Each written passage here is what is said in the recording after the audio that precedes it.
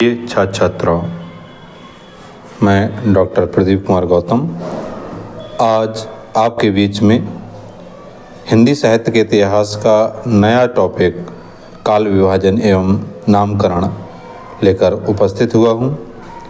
तो आज हम लोग काल विभाजन एवं नामकरण देखेंगे कि काल विभाजन किस प्रकार से किया गया और क्या क्या नाम रखे गए हैं। तो हम लोग चलकर देखते हैं आगे। तो पहले तो हमें ये जानना होगा कि काल विभाजन की आवश्यकता क्यों पड़ती है, मतलब काल विभाजन क्यों ज़रूरी है। तो हमें मालूम होना चाहिए कि काल विभाजन के माध्यम से हम लोग साहित्य में हो रहे दिशा परिवर्तनों की किस तरीके का साहित्य लेखन हो रहा है उसकी हमें जानकारी होती है। साहित्यिक प्रवृत्तियों को ज्ञात करना कि साहित्य में कौन कौन सी प्रवृत्तियां चल रही हैं उसकी हमें जानकारी होती है। जन चेतना का पता लगाना, इसके साथ हमें ये ज्ञात होता है कि जन चेतना कि समाज में किस तरीके की जन चेतना, लोक चेतना जो है चल रही है, किस तरीके से लोग जागरूक हो रहे हैं, तो उसकी जानकारी हमें इसके माध्यम से प्राप्त होती है। इसके साथ परंपराओं के उत्थान और पतन को देखना।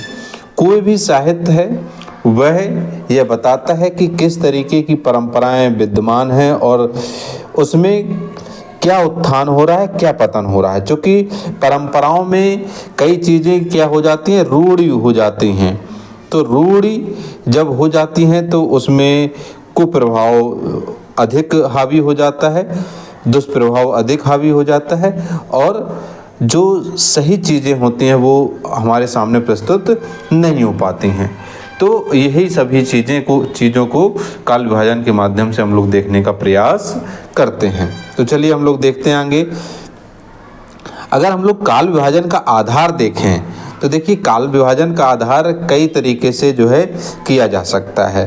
तो यदि हम लोग मूल रूप से देखें कि काल विभाजन का आधार क्या है, तो देखिए ऐतिहासिक आधार पर जो काल विभाजन है तो हिंदी साहित्य के इतिहास में तो वो इस प्रकार से किया गया है: आदिकाल, पूर्व मध्यकाल, उत्तर मध्यकाल और आधुनिक काल, मतलब ऐतिहासिक दृष्टि से तो ये स्वरूप मिलता है। लेकिन जब साहित्यकार के नाम के आधार पर, चूँकि साहित्य में बहुत से ऐसे साहित्यकार हैं जिन्होंने अपना साहित्य में इतना अधिक योगदान दिया है कि उनके नाम से ही जो है आपका काल विभाजन हो गया है। जैसे हम लोग देखते हैं उदाहरण के तौर पर यहाँ देख रहे हैं भारतेंदु युग, द्विवेदी युग, शुक्ल युग और प्रसाद युग, और ये चीज़ें हमें क्या होती हैं देखने को मिलती हैं। तो देखिए इसमें भी क्या है, जब हम लोग नाटक देखते हैं तो नाटक जब हम देखते हैं तो वहाँ भारतेंदु युग, द्विवेदी युग और फिर इसके बाद आता है प्रसाद युग, प्रसादोत्तर युग।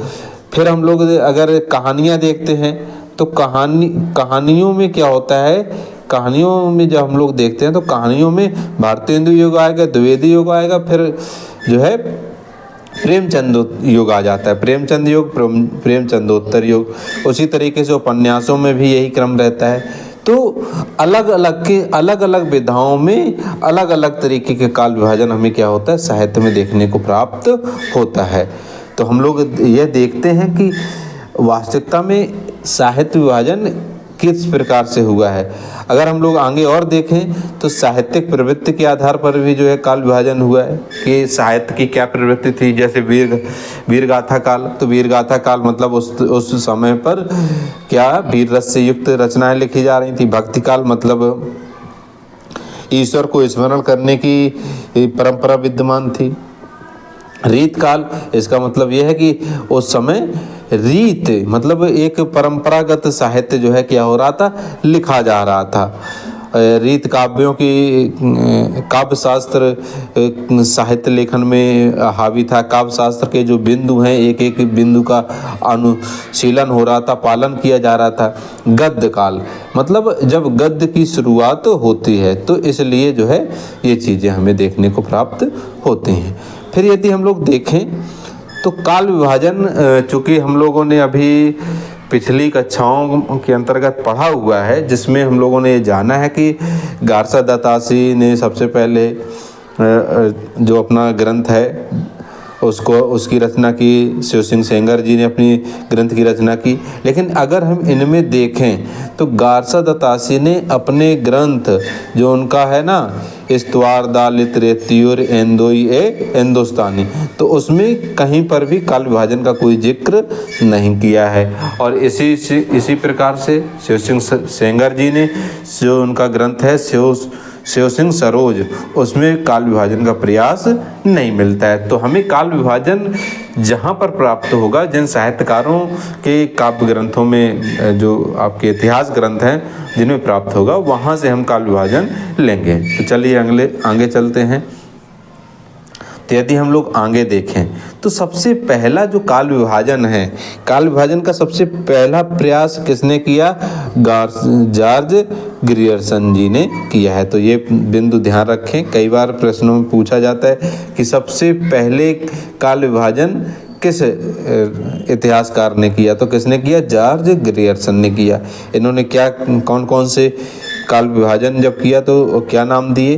तो सबसे पहले तो चारण काल दिया, सन 700 से 1300 तक। फिर 15वीं सदी का धार्मिक पुनर्जागरण नाम दिया। फिर मलिक मोहम्मद जायसी का प्रेम काव्य नाम दिया। ब्रजभाषा का कृष्ण काव्य 1500 से 1600 तक। फिर मुगल दरबार तुलसीदास रीति काव्य 1580 से 1692 ईस्वी तक। फिर अगर देखते हैं तो तुलसीदास के अनपरिवर्ती तो 1600 से 1700 तक। 18वीं शताब्दी दिया इन्होंने 1700 से 1800 ईस्वी तक। कंपनी के शासन में हिंदुस्तान इन्होंने दिया 1800 से 1857 ईस्वी तक। फिर विक्टोरिया के शासन में हिंदुस्तान 1857 से 1887 तक। तो ये जो है काल विभाजन जॉर्ज ग्रियर्सन जी ने दिया हुआ है। देखिए इन्होंने जो है अगर देखें तो अगर हम लोग देखते हैं सबसे मुख्य भक्ति काल को जब हम लोग देखेंगे आगे तो क्या देखेंगे? भक्ति काल। तो एक प्रश्न बहुत अधिक इनसे पूछा जाता है कि भक्ति काल को स्वर्ण काल किसने कहा? क्या स्वर्ण काल किसने कहा? तो वह हमें जो है यहाँ पर देखने को मिलता है। जॉर्ज अब्राहम ग्रियर्सन जी का नाम उसमें सबसे आगे जो है हमें क्या करता है? देखने को प्राप्त होता है। इसके साथ अगर हम लोग देखें तो श्याम सुंदर दास जी का नाम भी हमें देखने को मिलता है। तो श्याम सुंदर दास जी का नाम भी हम लोग देखते हैं।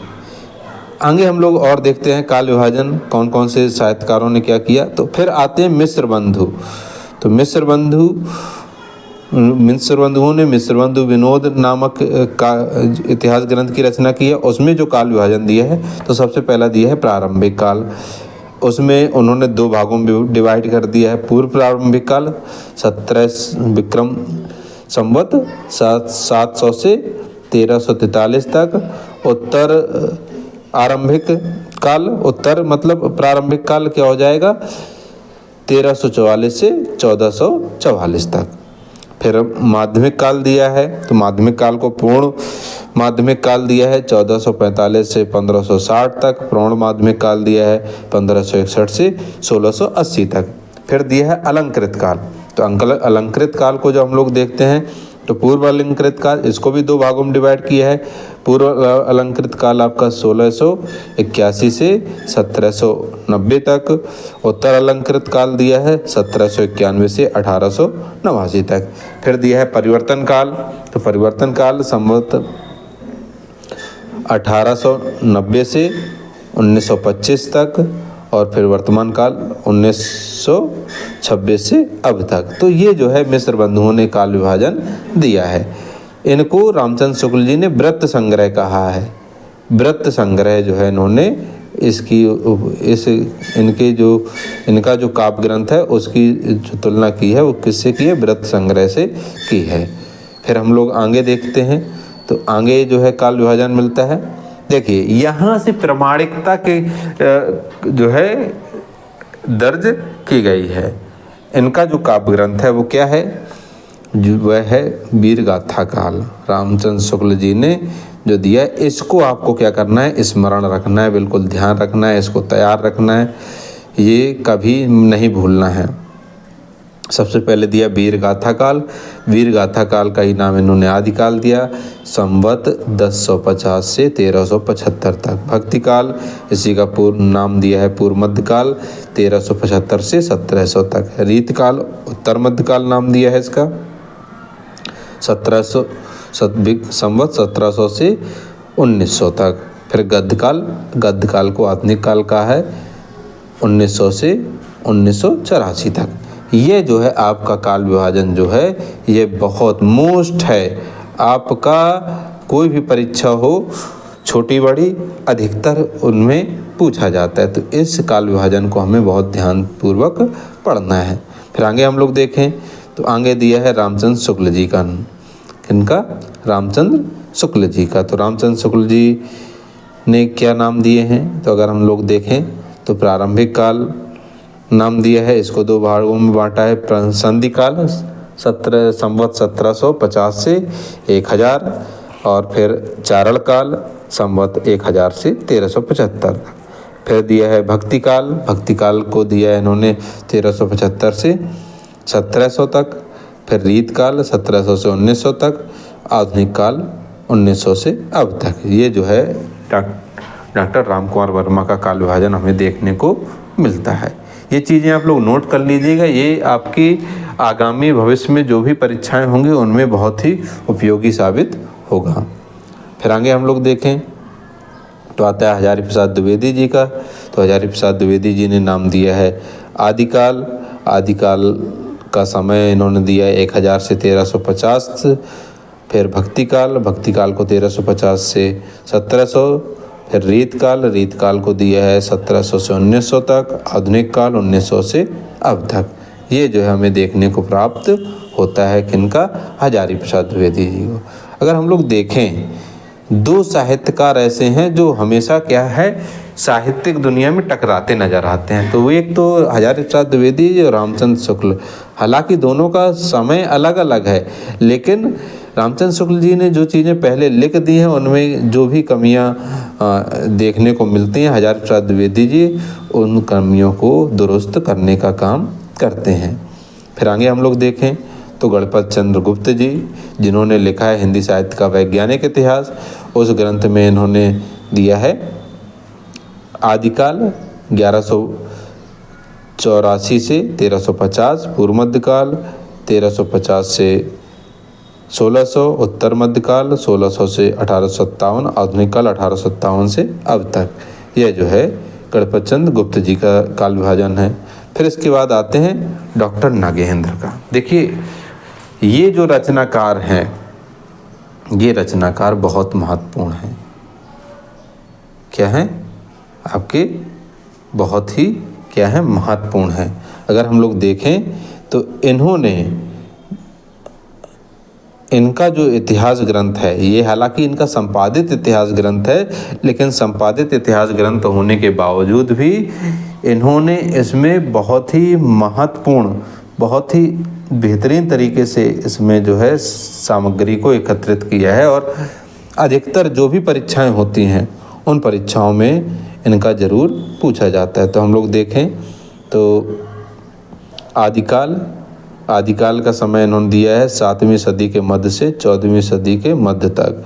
फिर दिया है भक्ति काल दिया है इन्होंने 14वीं सदी के मध्य से 17वीं सदी के मध्य तक। फिर दिया है रीत काल 17वीं सदी के मध्य से 19वीं सदी के मध्य तक। फिर आधुनिक काल तो 19वीं सदी के मध्य से अब तक है, जिसको इन्होंने अलग अलग भागों में डिवाइड किया है, उसको हम लोग देखते हैं। सबसे पहले दिया है पुनर्जागरण काल, भारतेंदु युग 1857 से 1900। जागरण सुधार काल, द्विवेदी युग 1900 से 1918। छायावाद 1918 से 1938। छायावाद उत्तर काल, तो उसको भी उन्होंने क्या किया है, दो भागों में डिवाइड किया है। तो अगर हम लोग देखें तो प्रगति प्रयोग काल तो 1938 से 1953 तक। नवलेखन काल 1953 से अब तक। ये जो है क्या है डॉक्टर नागेंद्र जी द्वारा जो काल विभाजन किया गया वह है। फिर हम लोग आगे देखते हैं तो आगे दिया है रामस्वरूप चतुर्वेदी जी का। तो रामस्वरूप चतुर्वेदी जी ने किस प्रकार से काल विभाजन किया है, तो हम लोग देखते हैं आदिकाल, जिसका नाम दिया है इन्होंने वीरगाथा काल 1000 से 1350 तक। फिर दिया है पूर्व मध्यकाल, जिसको दिया भक्ति काल 1350 से 1600 तक। फिर दिया उत्तर मध्यकाल, उसी का नाम दिया रीत काल 1650 से 1850 तक। आधुनिक काल गद्य काल 1850 से अब तक। अगर देखा जाए तो एक तरीके से ये रामचंद्र शुक्ल जी का ही काल विभाजन है, बस इसमें थोड़ा सा जो है क्या है परिवर्तन इन्होंने कर दिया है, केवल समय को लेकर, टाइम को लेकर, टाइम पीरियड को लेकर संशोधन है, बाकी नाम ज्यों का त्यों इन्होंने दे दिए हैं। फिर हम लोग देखें बच्चन सिंह, ये जो है रचनाकार बहुत महत्वपूर्ण है वर्तमान समय में। इनसे जो भी टीजीटी पीजीटी की परीक्षाएं हैं वर्ग 1 वर्ग 2 वर्ग 3, उनमें बच्चन सिंह से ज़रूर पूछा जा रहा है, तो इनका काल विभाजन बहुत ध्यान रखना है। तो अगर आप लोग देखें तो इन्होंने दिया है अपभ्रंश काल, फिर दिया है भक्ति काल 1400 से 1650, फिर दिया है रीत काल 1650 से 1857, फिर दिया आधुनिक काल 1857 से अब तक। तो ये हम लोग जो है क्या देख रहे थे, काल विभाजन। तो हम लोगों ने अभी क्या किया है, काल विभाजन देखा हुआ है। क्या देखा है, काल विभाजन। ही जितना काल विभाजन आपको पढ़ाया गया है, अधिकतर इतने के अंदर ही प्रश्न जो है बनते हैं। तो आप लोगों को जो टाइम है वो ध्यान रखना है, जो नाम दिए गए हैं वो ध्यान रखना है, क्योंकि यहीं से जो है पूछ लिया जाता है। जैसे पूछ लिया जाएगा आदिकाल का नाम अब बच्चन सिंह जी ने क्या दिया है, तो यदि आपने पढ़ा हुआ है तो आदिकाल का नाम बच्चन सिंह ने क्या दिया है, अपभ्रंश काल दिया है। तो आपको ये ऑप्शन में अगर सही होगा तो इसको आपको सही करना है। तो आप लोग को वीडियो कैसा लगा कमेंट्स बॉक्स में ज़रूर बताएं। आप लोग चैनल में पहली बार आए हैं तो चैनल को लाइक सब्सक्राइब अवश्य करें, अपने दोस्तों को भी जो वीडियो है वह शेयर करें। आप सभी का बहुत बहुत धन्यवाद।